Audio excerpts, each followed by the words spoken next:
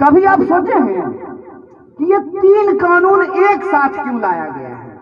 अरे किसानों की भलाई करनी थी तो एक को कानून ला करके एकदम भरपेट भलाई कर देते किसान का।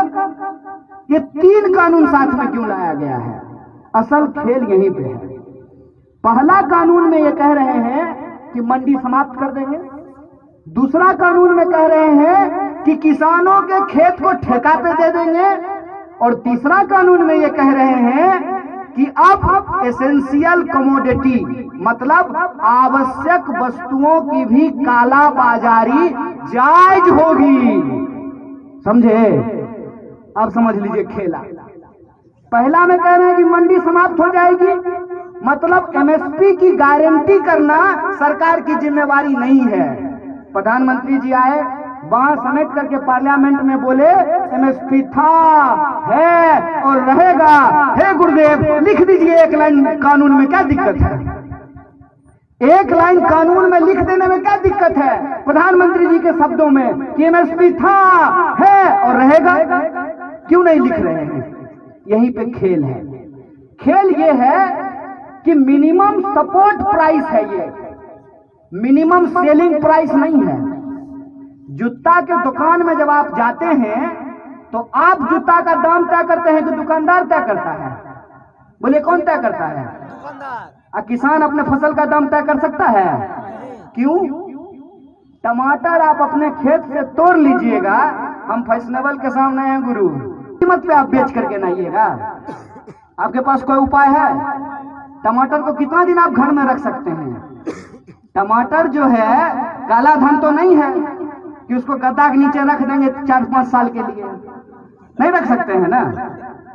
तो टमाटर का दाम हम नहीं तय करेंगे। टमाटर का दाम कौन तय करेगा?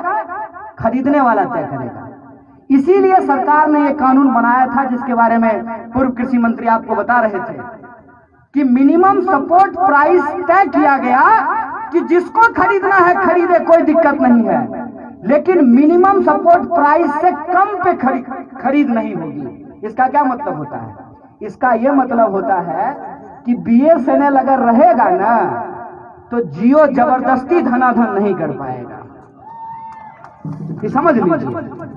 अगर सरकारी स्कूल रहेगा तो जबरदस्ती प्राइवेट स्कूल आपके कॉलर को पकड़ करके आपके बेटा से टाई का दाम नहीं वसूल पाएगा। अगर सरकारी रेलवे रहेगा तो जबरदस्ती बस वाला आपके साथ रंगबाजी नहीं कर पाएगा।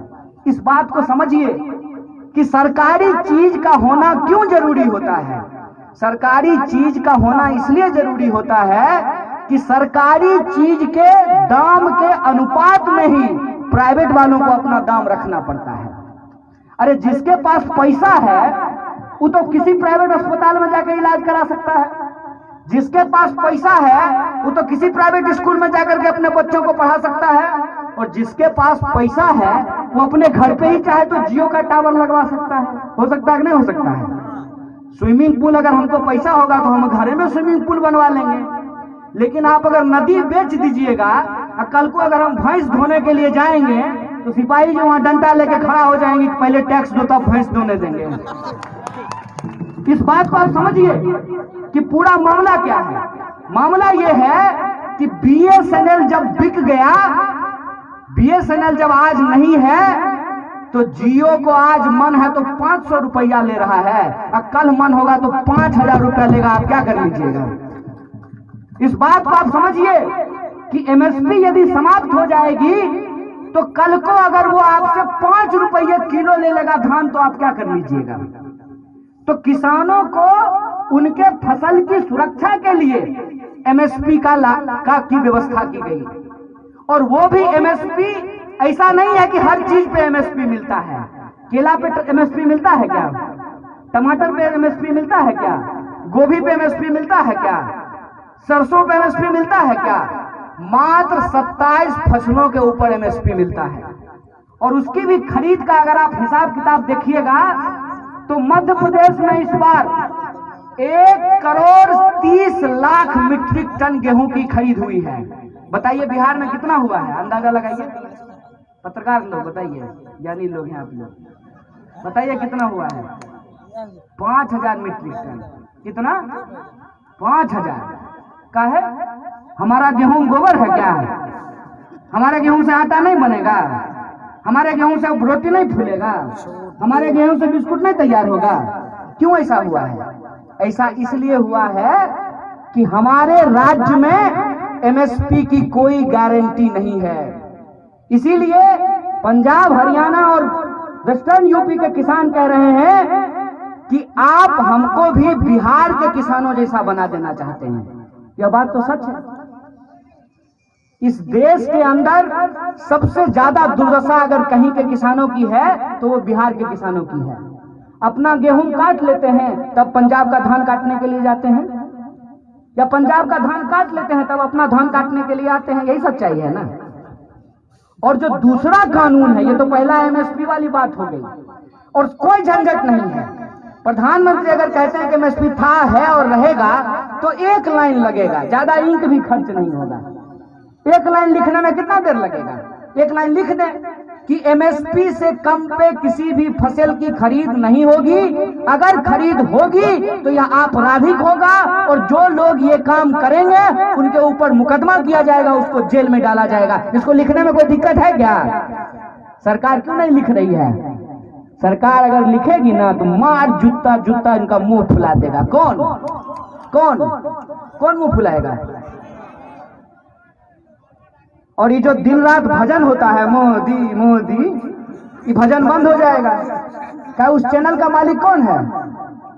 उस चैनल का मालिक कौन है?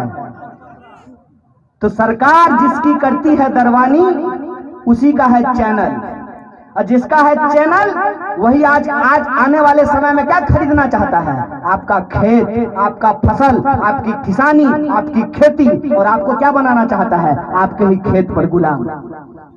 और ये बात मैं क्यों कह रहा हूं? इतवार को कानून पास हुआ है क्या सर? इतवार को कानून पास हुआ है, और जिस दिन कानून पास हुआ है उससे 2 दिन के बाद रिलायंस रिटेल ने 50,000 करोड़ का अपना शेयर बेचा है। कितना? क्या को सुनना हुआ? 50,000 करोड़ पे क्या को सुनना होगा? गिनती कर लीजिएगा। 50,000 करोड़ का शेयर बिका है। किसका? रिलायंस रिटेल का। कितना शेयर बिका है? 50,000 करोड़। और कितना फल का दुकानदार है? फल का क्या गो रेडी लगता है पूर्णिया में? गिने हैं? है गिनती? क्या गो आलू का दुकान है गिनती? क्या जगह गेहूं मिलता है? गल्ला का दुकान है गिनती? तो आप गरीब से गरीब होते जा रहे हैं और चोरवा अमीर से अमीर होते जा रहा है, और ये हमको समझ में नहीं आए। इसीलिए शाम को टीवी पे बैठ करके एगो टोपी पहन लेगा, एगो तिलक लगा लेगा, मोर तलवार निकालेगा टीवी पे, नकली बॉक्सिंग करेगा वहां पे। एक तरफ देश की लूट, देश के किसानों की लूट, देश के मजदूरों की लूट, देश के यूनिवर्सिटीज की लूट, देश के रेलवे की लूट, देश के एलआईसी की लूट, देश के बीएसएनएल की लूट। एक तरफ देश की संपत्ति लूटी जा रही है, और दूसरी तरफ क्या किया जा रहा है? हिंदू मुसलमान, मंदिर मस्जिद, टीका टोपी दाढ़ी। बताइए, इस देश के लोगों को यह समझना पड़ेगा कि हम गंभीर संकट से गुजर रहे हैं। और संकट सिर्फ ये नहीं है, ये तो सस्ता फोटोकॉपी है। ये जो पार्लियामेंट में बैठा है, कभी रोता है कभी हंसता है, ऐसा लग रहा है जैसे आल्हा रुदल का डांस चल रहा हो।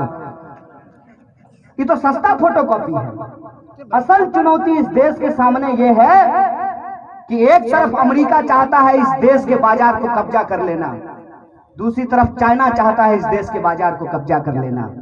आप बताइए, 135 करोड़ का यह देश, जहां महात्मा गांधी, फणीश्वर नाथ रेणु, नक्षत्र मालाकार, कर्पूरी ठाकुर जैसे लोग पैदा हुए, यह महान धरती, ये भारत भूमि जो अपनी आजादी को सेलिब्रेट करता है। एक तरफ उस देश के 135 करोड़ लोग हैं, उनकी आजादी का सवाल है, दूसरी तरफ ये लुटेरे और बेईमान हैं, इस देश को कब्जा कर लेना चाहते हैं। इसीलिए मैं ये कहता हूं कि ये लड़ाई सीधे तौर पर देश बचाने वालों और देश बेचने वालों के बीच में है। आप तय कर लीजिए कि आप किसके साथ खड़े हैं। बोलिए, बचाने वाले के साथ है कि बेचने वाले के साथ है? ये लड़ाई किसानों और बेईमानों के बीच है। ये लड़ाई हेलीकॉप्टर और ट्रैक्टर के बीच में है। ये लड़ाई आप सीधे तौर पे समझ लीजिए कि एक तरफ वो लोग हैं जो 1947 में हमको आजादी मिली है, जो संविधान ने जो हमको अधिकार दिया है, उस संविधान को बचाने वाले लोग हैं। दूसरे लोग वो हैं जो अंबानी और अडानी के दरवाजे पे आज तरवानी करने के लिए तैयार हैं। आज इस लड़ाई में हर एक इंसान को अपनी पहचान को छोड़ करके एक भारतीय होने के तौर पे इस आंदोलन में शरीक होना चाहिए, उसको अपना समर्थन देना चाहिए, क्योंकि आने वाले वक्त में हम छोटी छोटी चीजों के लिए मुहताज हो जाएंगे। दूसरा कानून क्या है? दूसरा कानून है एसेंशियल कमोडिटी एक्ट। क्या कहता है essential commodity act? Essential commodity act कहता है कि जितना मन करे उतना काला बाजारी कर लो। एक बात बताइए, खेती किसानी करने वाले लोग हैं, जब प्याज की पैदावार होती है, जब केला का पैदावार होता है, जब आम का पैदावार होता है, जब गेहूं की पैदावार, जब धान की, मकई की, मखाना की पैदावार होती है, तो जिसके पास पूंजी होगा तो इलाके का सारा मखाना, सारा गेहूं खरीद सकता है कि नहीं खरीद सकता है? तो पहले कानून ये था कि एक लिमिट के बाद आप किसी भी आवश्यक वस्तु का भंडारण नहीं कर सकते हैं। अगर आप भंडारण कीजिएगा तो दरोगा को जो पावर है, तो जाकर के उसके ऊपर छापा मार सकता है। इसीलिए आप सुनते होंगे जब प्याज 80 रुपए किलो हो जाता था तो प्याज के गोदाम पे छापा पड़ता तक नहीं पड़ता था, और फिर प्याज का दाम घट करके 40 से 20 रुपए पहुंच जाता था। आज के डेट में इन्होंने काला बाजारी को कानूनी अमली जामा पहना दिया है। ये पूरा का पूरा लड़ाई, इसीलिए मैं कहता हूं कि सिर्फ किसान की लड़ाई नहीं है, ये इस देश के आम और आवाम की थाली में रोटी, नमक, प्याज, दाल रहेगा कि नहीं रहेगा, ये उसकी लड़ाई है। इस बात को हमको समझना चाहिए। इसीलिए इस लड़ाई को सिर्फ फार्मर के तौर पे नहीं, बल्कि इस देश में सिटीजन के तौर पे, कंज्यूमर के तौर पे हम लोगों को लड़ना पड़ेगा। बोलिए, इसके लिए आप तैयार हैं कि नहीं है? अगर आप तैयार हैं तो मैं आपको एक भरोसा दिलाना चाहता हूं। ठेकेदारी का जो ये कानून ये लेकर के आए हैं, 3 कानून है, याद रखिएगा। एक, मंडी समाप्त करने का कानून। दूसरा, किसानों के खेत को ठेका प्रथा पे देने का कानून। और तीसरा, जो आवश्यक वस्तु है उसके काला बाजारी को बचाने का, ये 3 कानून है। तो ठेकेदारी का जो कानून है उसके संबंध में मैं एक बात बोल करके अपनी बात को खत्म करूंगा। ये बिहार की धरती है, और इस बिहार की धरती पर जब महात्मा गांधी आए थे नील की खेती का विरोध करने के लिए, तो नील की खेती का विरोध किसान क्यों कर रहे थे? किसान नील की खेती का विरोध इसलिए कर रहे थे कि अंग्रेज ही नील खरीदते थे। आया नया उजाला 4 बूंदों वाला, अब तो प्रचार भी नहीं आता है। नील की खेती में जो नील पैदा होता था उसको अंग्रेज खरीदते थे। अब आप मुझे बताइए कि हम अपने खेत में नील उगा लिए हैं और अंग्रेज अफसर कहेगा कि हम तुमको 1 रुपया देंगे, तो हम उस नील का क्या करेंगे? नील खा सकते हैं क्या? नील खा तो नहीं सकते हैं, तो हमको मजबूरी में 1 रुपया में ही अंग्रेज को बेचना पड़ेगा। कुछ सालों के बाद किसानों को यह एहसास हुआ कि ये अंग्रेज हमसे जबरदस्ती नील का खेती कराते हैं और ये नील हम इनके पास ही बेचने के लिए मजबूर हैं, और इस मजबूरी का फायदा उठा करके ये हमारा शोषण करते हैं। तो चंपारण के इलाकों में किसानों ने ये तय किया कि हम नील की खेती अपने खेत पे करना बंद कर देंगे। तो अंग्रेजों ने कहा कि तुमको नील की खेती अपने खेत पे करनी ही होगी। किसानों ने कहा कि हम नील की खेती नहीं करेंगे। नील अगर तुम नहीं लेते हो तो हम और किसी के पास बेच नहीं सकते हैं, लेकिन अगर अपने खेत पे हम धान उगाएंगे तो तुम अगर हमारा धान नहीं लोगे तो हम चूड़ा कूट करके खा लेंगे, हम चावल बना करके खा लेंगे। ये फर्क आप समझिए। यह जो ठेकेदारी का कानून है, जिस कंपनी के साथ आप करार कीजिएगा, मान लीजिए आप खस की खेती शुरू करते हैं, आप पिपरमेंट की खेती शुरू करते हैं, आप स्ट्रॉबेरी की खेती शुरू करते हैं, तो वो कंपनी ये बता करके कि आपका प्रोडक्ट जो है वो हमारे स्टैंडर्ड के हिसाब से नहीं है, आपका प्रोडक्ट हमारे स्टैंडर्ड के हिसाब से नहीं है और आपका सामान नहीं लेगा, तो आप बोलिए आप किसके पास बेचने के लिए जाएंगे? तो मजबूरी में कम दाम पे आपको उसी कंपनी को अपना सामान आपको बेचना पड़ेगा। उस नील की खेती के खिलाफ, उस ठेकेदारी के खिलाफ गांधी जी ने अलख जगाया था। और उस आंदोलन का नतीजा देखिए कि 47 आते आते अंग्रेजों को भारत छोड़ करके जाना पड़ा। यह बात मैं आपको सिर्फ याद दिलाने के लिए आया हूं कि यह बिहार की धरती है। जितना दिल्ली में हंगामा होना है हो जाने दीजिए। जब तक आंदोलन की अलग पूर्णिया और पटना से नहीं होगी तब तक मोदी का कुछ होने वाला नहीं है। इसीलिए मैं आपसे कहता हूं कि अगर इस लुटेरी सरकार को आप बदलना चाहते हैं तो आंदोलन की आगाज उत्तर प्रदेश के पूर्वी इलाकों से और बिहार की धरती से हमको करना पड़ेगा। तभी हम इस सरकार को उखाड़ करके फेंक सकते हैं। किसानों और मजदूरों के हक और अधिकार के लिए जय जवान जय किसान और जय संविधान के संकल्प को पूरा करने के लिए इस लड़ाई को हम आगे बढ़ा सकते हैं। बोलिए, इस लड़ाई में, इस संकल्प में आप लोग एकजुट होने के लिए तैयार हैं कि नहीं है?